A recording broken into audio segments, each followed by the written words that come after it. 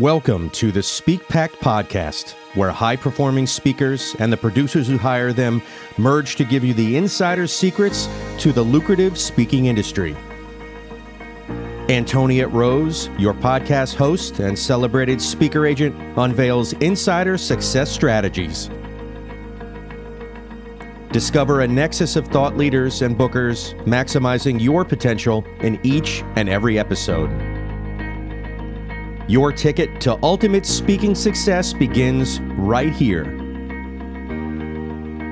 Catch the transformative insights waiting for you on the SPEAKPact podcast, hosted by the industry powerhouse herself, Antoniette Rose. Welcome back to the SPEAKPact show. So glad you are here, and I know that you are going to be glad that you're here as well, because I have a fabulous, intelligent, incredible guest today who is going to bring in unusual insights in ways that is going to push your speaking career to the next level with strategies you may not have even considered before. So before I go on and dump any of the beans, welcome, Ambassador Terry Earthwind Nichols. Thank you very much, Antoniette. I'm very glad to be here. Well, I wanted just to share a little bit about you, and then we'll dive into some really interesting topics. I already can tell that we're not going to be able to get as deeply as I want to into each one, but let's touch on them and then see where the journey takes us. So, of course, you are probably most well known for, I think you've written 7 books or more. 10, but who's counting? Quite a few amazing books. You are a former UN ambassador, peace ambassador, which thank you for your service. And you're the father of repetitive behavior cellular regression, RBCR. You're a visionary strategist, internationally known thought leader for people who are looking for achievement-based versus goals-based plans for their businesses, their corporations, and probably even their lives. And so you're really here to shake up our approach to business, marketing, and I would even venture to say the way that we arrange our priorities in our own worlds. So let's start with that big word. You're the father of repetitive behavior cellular regression. What is that? Well, it's a 5.5-hour story. We'll cut it down to a I figured. It is a nonlinear question and answer sequence that takes my clients or the client, we have practitioners all over the world, takes the client through the description of 3 memories in such a way that they use their 5 senses and not the memories or the story of the emotions and the story of a memory. This takes them out of emotions. And if you're out of emotions, you're also out of ego. And the only thing that's left is presence, perfect presence, out of emotion. And when we get through with those 3 memories, they find themselves back in early childhood in a memory that is amnesic in its makeup, and it controls the repetitive behaviors that they suffer from in adulthood. PTSD, a whole host, self-sabotage, a whole host of repetitive behaviors we have helped neutralize with our clients. So that's the short response. Fascinating. Boy, I would really love to dive more into that just a little bit. So taking us out of ego and into perfect presence so that why is that important for us as human beings? And then especially for a speaker who is trying to get their own message out there to the world.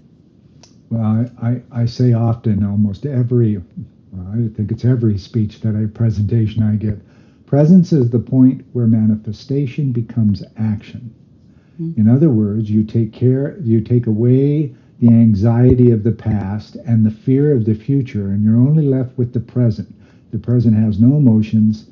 Whatever you're thinking about, whatever you're looking for, starts to come to light, make manifest. Okay? That is the key to standing in front of 5 to 5,000 people, because it's no different. Okay? You're still speaking to people. Even if I'm speaking to, once in COVID during lockdown, I made a presentation to 1,124 people right here on camera. I knew they were out there, and I acknowledged them as real people. And when you do that, you start to have a conversation with your audience. And the better you know your audience ahead of time, like for instance, if I'm brought to a conference or a summit or anything, I arrive the day before and I leave the day after, so that I can be there in full support of my hosts, as well as communicate with a lot of different people that are there and how they're dealing with life according to what I'm about to speak to them about. So that, again, when I'm giving my presentation or my speech, I'm also talking to those people that I talked to before. They're real people. And that gives reality to what you're doing. And again, it takes the anxiety of things that may have happened to me in speeches before and the fear of messing up again. And I'm just right there in the middle in presence. And that helps a lot. Okay. So we're going from info dump to connection, right? Conversation, connection.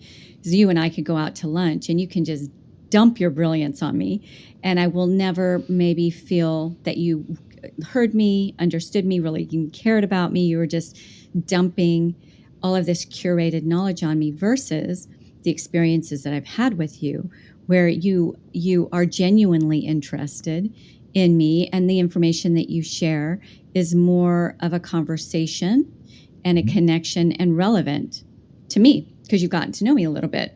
So for a speaker to be able to master that skill when they're up in front of, like you said, 5 people or 5,000 people, it doesn't matter because you're connecting. You're not just, it's not your ego running the show. It's a deeper layer of being able to convey a concept in a way that can be received. Am I translating that anywhere near? You're on point. You're on point, Antoniette. I absolutely love that. So I know it's a whole process of yours, which is just, I love that you're the father of this, and that it's so brilliantly, I've had the pleasure of diving into what you do a little bit deeper.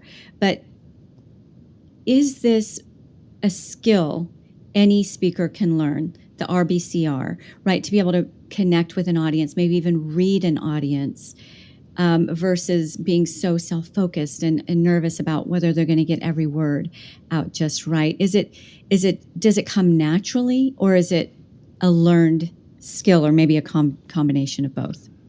Well, RBCR helps people separate from a speech. It is a one-on-one online question and answer sequence. As far as connecting with people, you make friends with people at the event and you make a connection. It's about relationship marketing, which is some buzzwords going on out there today, and very relevant because you create a relationship with a friend, you sell customers. Okay? And there's a big difference. A customer may come back the next time they need your widget, but a friend will stop by and say hi and bring their friends because they want you to give the widgets or sell the widgets to their friends as well. Relationship marketing is key to the future of marketing. So you're a master at connecting, even in a room of a very large audience. Mm-hmm. Can you share some tips on how you do that? How do you feel like? How do you convey your messaging so that a person sitting in the audience feels like you're speaking directly to them? Well, if you were to ask my college professor in speech class, he would tell you I would never be able to speak in front of anybody. Wow. The main reason is he held me to task on reading my speeches. I couldn't ad-lib, okay? And that's not the way to do it, okay? Even with the teleprompter, you still got to do some ad-libbing. But rather, not but, and when you have connected with some people and you can use your conversations with them as examples as you're going through your speech or presentation, you put validity and you included them. They feel like they're there with you as part of this.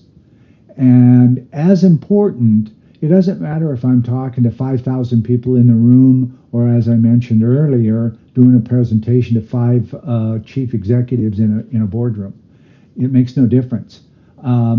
The thing to key in on is you're talking to people. You're not talking to a room full of energy that's just going to distract you.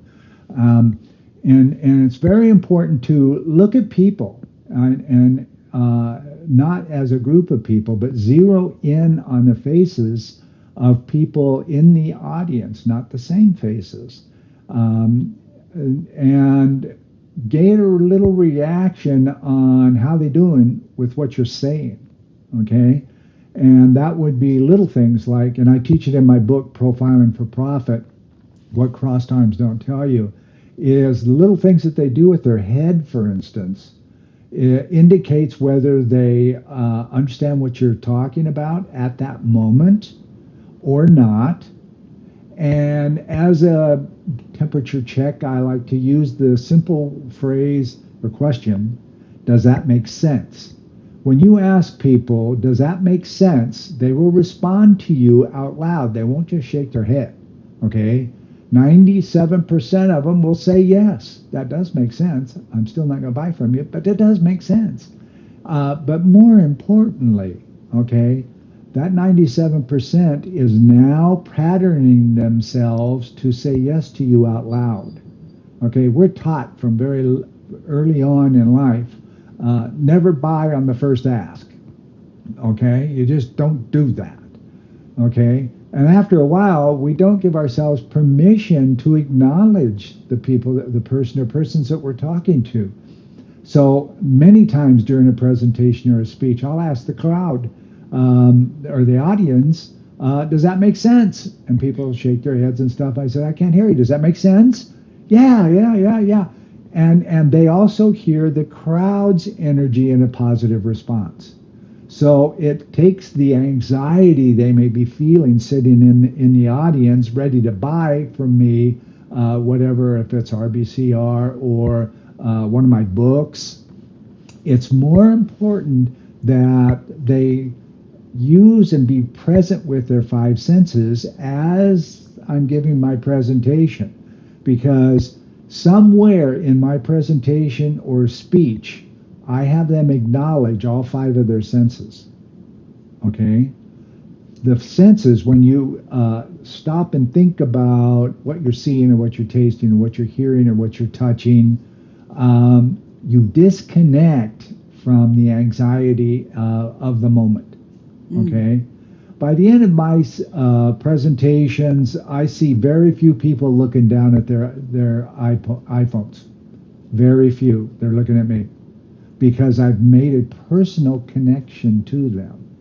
Okay. There is the difference from my experience with other speakers and presenters and myself. It's very important to connect with the audience, but as important, they connect with you. Brilliant. Okay, so your book, Profiling for Profit, What Crossed Arms Don't Tell You, is something that our audience can get, right? I think this is so critically important as a speaker, to think more about the audience than they're thinking about themselves, and to connect with the audience versus just giving them a bunch of information. Right, and being able to profile that audience before you get on stage, and then zeroing in as you're on stage, it can feel like, oh wow, I'm just trying to learn my lines, right? I'm just trying to. It feels next level, but to me, it's foundational. If you don't get your lines all correctly right, that doesn't matter. If you're not following your bullet points exactly right, that doesn't matter as much as connecting to each person that you're speaking to. And you do that by zeroing in on certain faces, is what I was hearing you say. So incredibly brilliant. And to disconnect from your own anxiety, because when we're anxious, we're basically self-focused, right? We're so focused on ourselves that switching that focus over to the audience helps alleviate some of that anxiety. This is what I'm hearing you say. Am I on point? Is there anything you want to correct me on there? No. That's fabulous. You're right on point. So what you've got these layers of strategies that can be a whole kingdom in itself. What are some of the keynotes and presentations that are most asked for of you in your speaking engagements?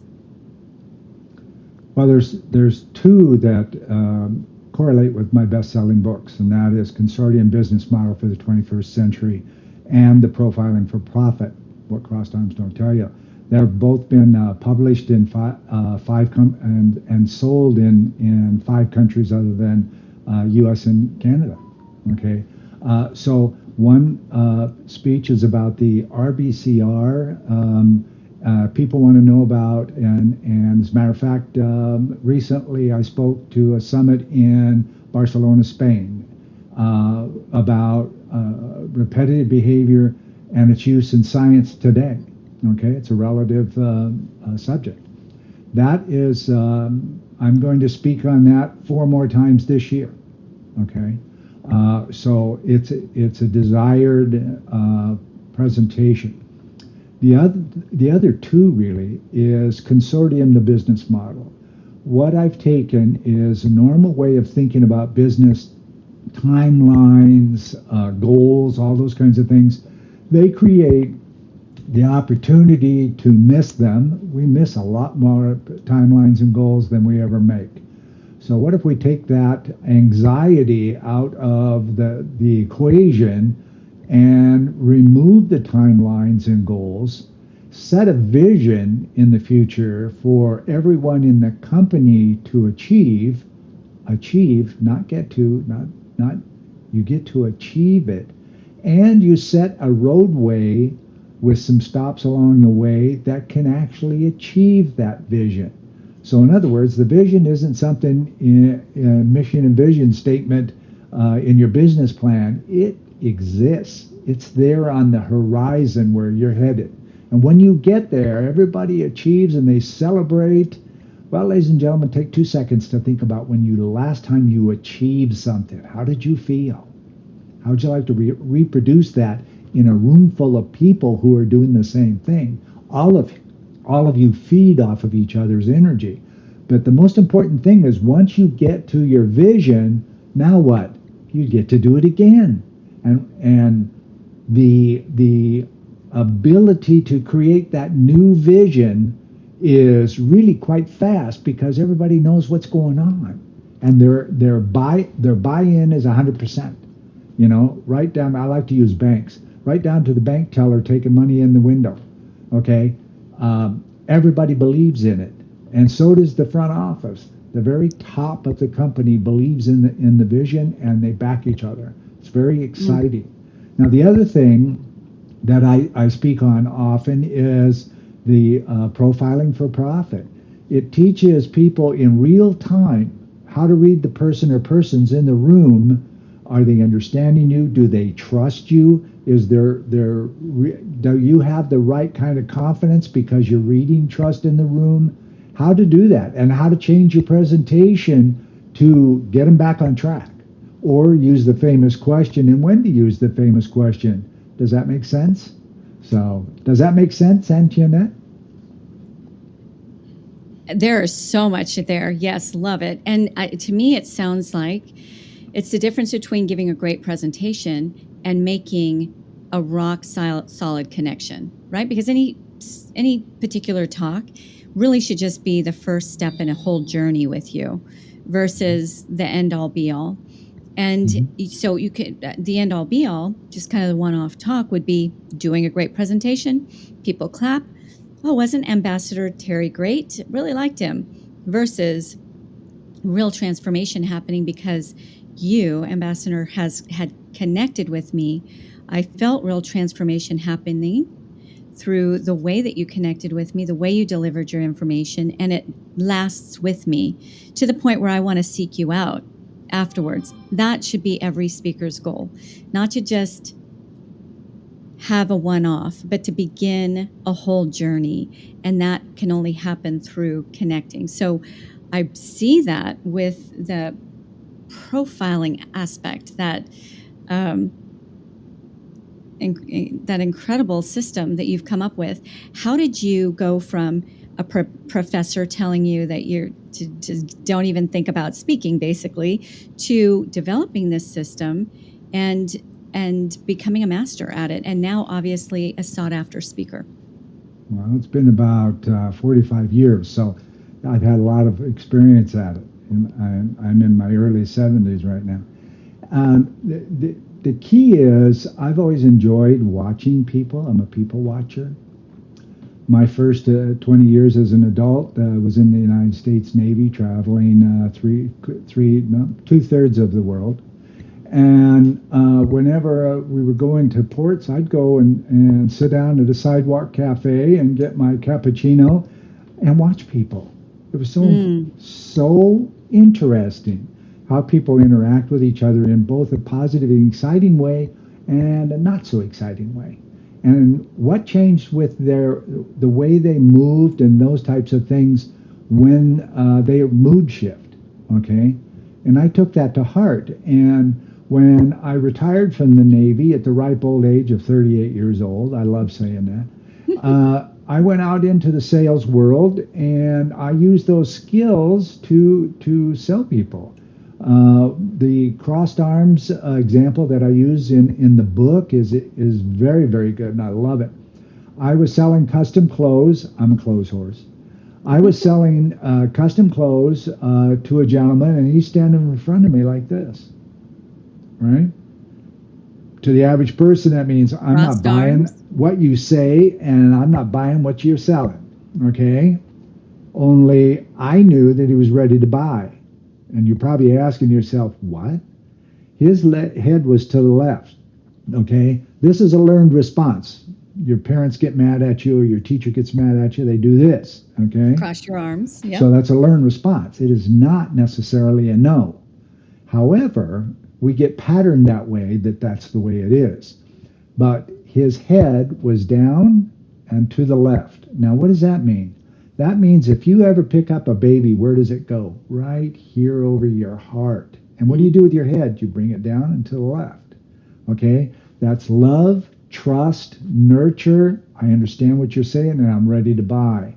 So right in the middle of this guy going like this, I'm not even finished with my presentation. I say, so how do you want to pay for this? And he says, oh, I don't know. You take Visa? And I said, yeah, let's sit down and look at some cloth, and I'll make you a suit. He says, okay.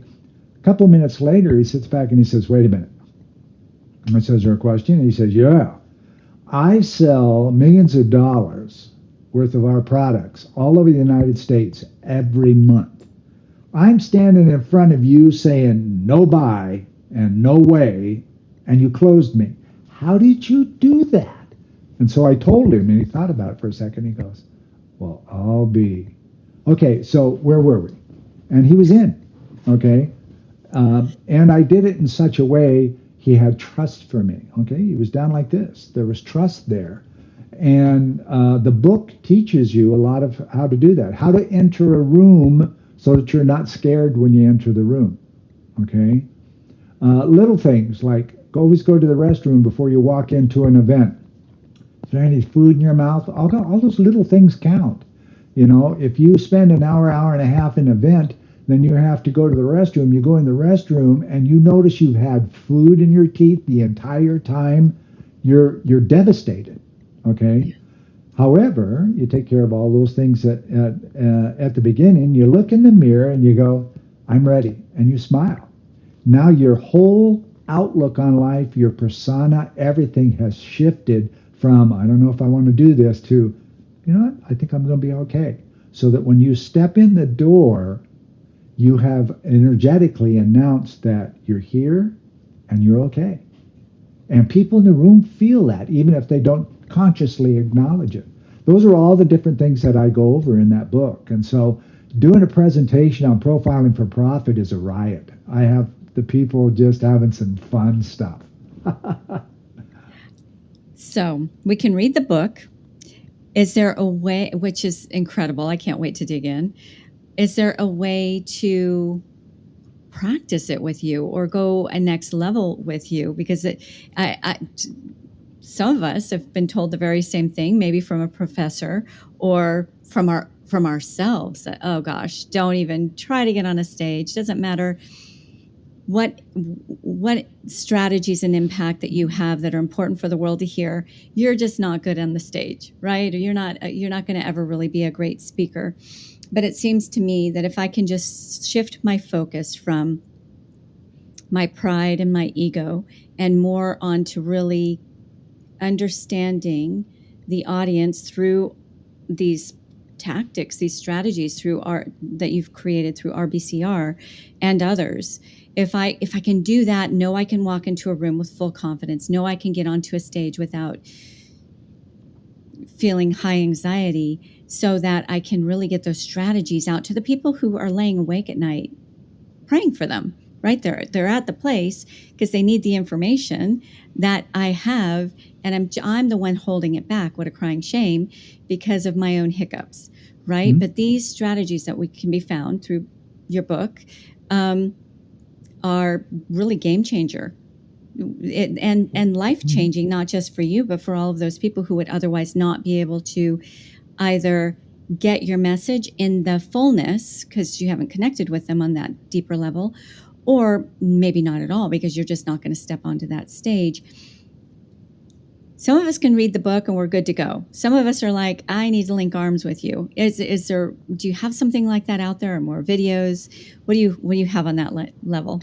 I have about 400 videos on my YouTube channel. Wow. The big thing is, don't go out and ask to be a speaker on a stage of 50 or 100 people and you've never done it before. Not a good idea. However, you probably have a small group of people that you have coffee with on Saturday morning, or church groups or anything like that, where everybody there likes, and trust you, and you like, and trust them. Okay? And try out standing up and, I'm thinking about doing some speaking and I want to practice. You guys okay with that? Okay, well, of course they are. And they're going to be nurturing and supportive, okay? So you start with them. You make the mistakes with these little crowds of people that will put their arms around you and say, it's all right. It's okay. You're going to get better.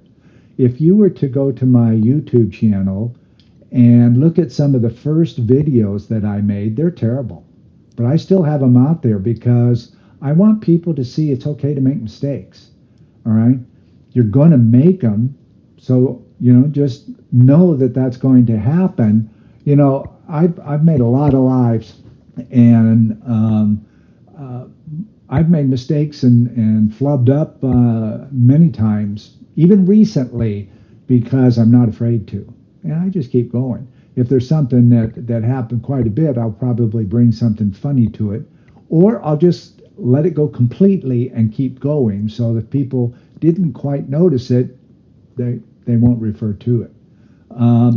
But we get back to what I said at the very beginning. If they acknowledge you as a person, not this big rock star or something up there, and you acknowledge them as people, when those opportunities happened where things don't quite go like expected, they may just chuckle it off. Okay, Wow, he did that one good. All right, so what else you got? You know, it's not that critical. But start small. You know, I've coached people who are all set to give a presentation to a couple of hundred people, and they've never spoken in front of anybody before. That's not real easy to do, particularly if that couple of hundred people doesn't know you and you don't know them. Okay, that's very hard to do. So we go out and we stand on the box in public. Okay, or I have them stand on the box in public and give a presentation about something that you feel deeply in your soul about. Because when it gets down to it, whatever you're giving your sales presentation on, or you're speaking on the subject or whatever, believe it from here. Okay, not from here. I tell people, make your decisions from your heart, use your soul for counsel, and your brain for storage. Not the reverse. Say that one more time.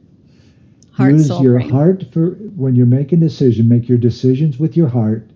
Use your soul for counsel, and your brain for storage.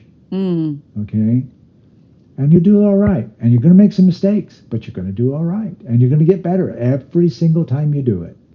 Yes. And when you are delivering from your heart, people love authenticity, and they're going to be way more open. When you're all up in your head trying to deliver this thing perfectly, they can start feeling bad for you, right? If something doesn't go exactly right, because it's so forced. But when it's from your heart and your soul, it's more about the connection, and people are going to be way more willing to and able to receive the strategies and methods that you're putting across. So profiling for profits, that's more the tactical, right? Really creating that skill for those pieces where you can connect better. And I love even just the idea of not having just eaten and then going out there. I know a lot of high-level politicians who will not eat, even if it's an eating event. They don't eat, they mingle. They'll eat later in private, but it's because how they come across, how they communicate, how they connect is the order of business of the moment, right? It's not about them getting fed. So I thought that was really brilliant and so simple. Any one of us could do that. When you move more to I want to make sure I'm saying this right. Your consortium model. Did I say that correctly? Correct. Tell me a little bit more about that methodology. How does that fit in, especially with regards to a speaker? So I'm getting your RBCR down. I would think that would be the first book to go to, like the first videos on YouTube, the first book to go to, and then bring in Consortium, or do I have that right? Well, depending on what you're looking for, I send them in different directions. Like I have all my books on Amazon. So I have on my LinkedIn tree, if you were to go to my LinkedIn profile, Ambassador Terry Earthwind Nichols, in the contact button is my Linktree link to all my websites and all my social media. And in there is my author page. So you can go and learn a little bit about what all of my books are about and make a decision on what is relevant to you and what you would like to talk about. You know, Consortium business model is a new way of people-centric, okay? It's all about the people. I often talk about Sir Richard Branson, the creator of Virgin. Brilliant man. You know what makes him different from everybody else? One simple thing. Okay, take care of your employees, they'll take care of your customers. Okay, during the lockdown and the subsequent issues with the great resignation and all of that, Virgin had no problems. Nobody went anywhere in Virgin. They're happy people. Okay, when something opens up, like one of his Virgin hotels or his new steamship or anything like that, he's on the opener. He's there for the weekend opener, and he's talking to all of his staff first. he talks and relates and really connects with all of the staff first before the doors open. Okay? Because when the doors open, the staff, him included, focus on the customer. Okay? And they focus on the customer from here, not here. Okay? He teaches that. And so the same thing is true with Consortium. Consortium is a people-centric business model where achievement and group and centric achievement repeated will realize the vision of the company. And I spell it out. You know, I write short books, ladies and gentlemen. We call them airplane books. You can read them in about an hour to an hour and 20 minutes. So on a flight from New York to Atlanta, you can read one of my books, and then you get off and you contact your salespeople and say, buy these books for all the VPs and above, right? Love because they're very valid. And then they reach out to me, can you come and give us a presentation on this or that? And we start a conversation. And that's really how that goes. All right. It's connecting with people. Consortium is the way to do business in the future. You know, it's all about the people. The stakeholders and the shareholders are going to be happy because you're constantly exceeding expectations of the share. Okay. So all of that takes care of itself. The only people, I tell my corporations love this, the only people that need to worry about timelines is the tax people. They can't miss those.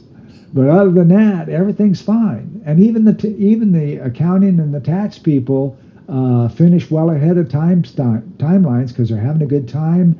If they come in, they're having a bad day because of something's happening at home, they get in with all of that positive family type energy, and the bad day goes away. They're in it. Okay? Everything shifts. Whereas the opposite, if everybody's under the gun, that's when ethics start to come to play, and all of those things that are bad business models that have been in place for forever. Your models are brilliant, even down to the approach you took with your books, airplane books, right? You can get it, you can read it within an hour, and they're powerful. You feel like you've read a novel.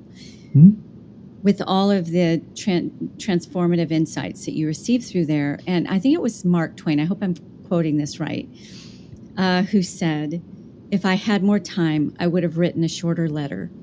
And you've really taken that to the next level, where as a corporate leader, as a CEO, as a speaker, really wanting to move my career, and this audience that you're speaking to today, they're all high-level achievers. So time is an issue.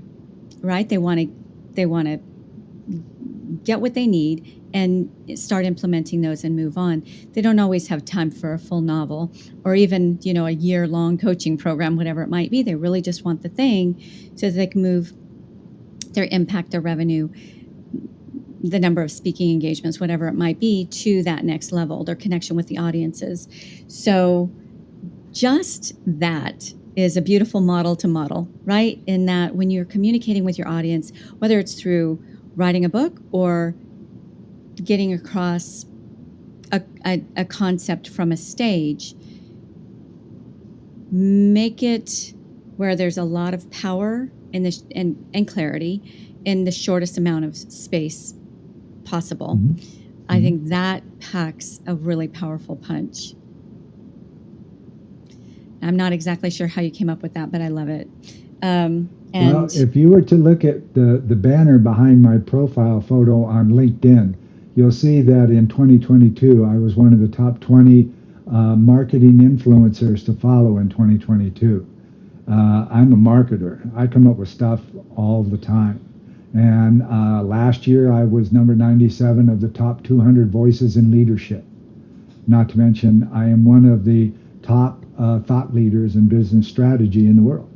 So that didn't come easy, and it didn't come overnight. It came from me liking what I do, watching people drinking while I'm drinking cappuccino to where I am today is 40 years.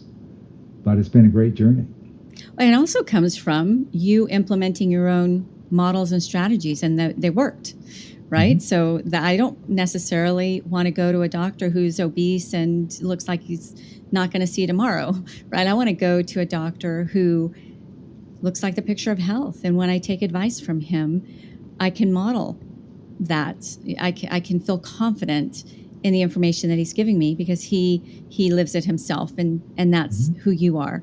If I want to get good at connecting with and reading and connecting with my audience, if I want to get good at serving at a higher level my teams and my clients, then go to the person who's already been doing it, right? And so as we start winding down, speak to me a little bit about mental stamina and well-being. I know that's just kind of this huge topic right now, and you speak to it on a pretty large scale. So I know that's a whole talk in itself, but I didn't want to wrap up today without at least touching on it. Mm-hmm. There's a Rear Admiral who's president of University of Texas right now. He gave a commencement speech to the Naval Academy some years ago, and it was brilliant. Start the day by making your bed. Now, it seems kind of weird, but here's the thing. When you get up and you make your bed, you've accomplished something in your day before you've done anything. Before the interruptions of the world come to you, you have done something positive for yourself, and that gets you connected to yourself. Start the day by making your bed. Wow. Well, in the military, you have to make your bed or you're in trouble. But it's also a win-win for you, and it gives you some confidence that, no matter what the day is going to happen, you've started doing something for yourself. Because if you think of yourself first, that's not being selfish. That's being protective. Is this good for me? Is this part of who I am? And if it's not, be honest with yourself and say no to the person. Be no. Now, there's times when you can't say no because of economics, or you got a family to feed, or things like that. You make a decision. But while you're doing the work that you do not enjoy, figure out stuff that you do enjoy and start looking for a job there. Okay? Because you're going to be a better employee. You're going to be a happier employee. Now, for you bosses out there, people who achieve on a regular basis are healthier. Their families have it better at home. Their mental health is very strong, and they take little or no sick days. So insurance liabilities come down instead of continue to grow. Time off, accidents, and stuff like that. But most important in these days, since COVID, people don't leave their jobs where they're happy. They don't leave the jobs. So you're not looking for people all the time because they're happy doing what they're doing. And they are very happy for the new person to come into their division or whatever, because they can't wait to help them along so that they're happy too. Okay? It is significant, the Consortium model. People don't leave their jobs where they are happy. Right, and there's a workforce crisis right now. If we could just get that piece, if these major corporations can get that piece, there would be a much less crisis in the workforce, I believe. Yeah. Brilliant. Far and wide, more and more executives too don't necessarily leave their company and their position for more money in a different place. It's more than that now. They want to be happy there. The money's good. Increase in money, that's always wonderful. But if I know I am not going to be happy there, I won't even consider it. It's a non-item. Mm-hmm. And more people are going, I'm not doing it. I may not be totally happy here, but I won't be happy there, even if I make more money. So that's significant. Okay, there was so much to unwrap here. It was just transformation-filled talk. Thank you, Ambassador, for bringing us these insights. And they're just the tip of the iceberg. So to that end, I do have one more question I want to ask you. But to that end, tell us how we can work with you on a deeper level, how we can reach you. What is you mentioned 400 videos on your YouTube channel. Is that Ambassador Terry Nichols, or how do we find you? Well, my name, Ambassador Terry Earthwind Nichols, is unique. If you were to Google that, you'd find one in the world. If you Google Terry Nichols, you'll find 17,000 of us in the United States alone. So Earthwind, I'm Native American. That's my tribal name, Earthwind. So I tell people, if you can't remember to go to LinkedIn or whatever, you can just Google Terry Earthwind Nichols, and you find out all that you want, all of my books, my companies, everything. Okay, so that's the easiest way to do it.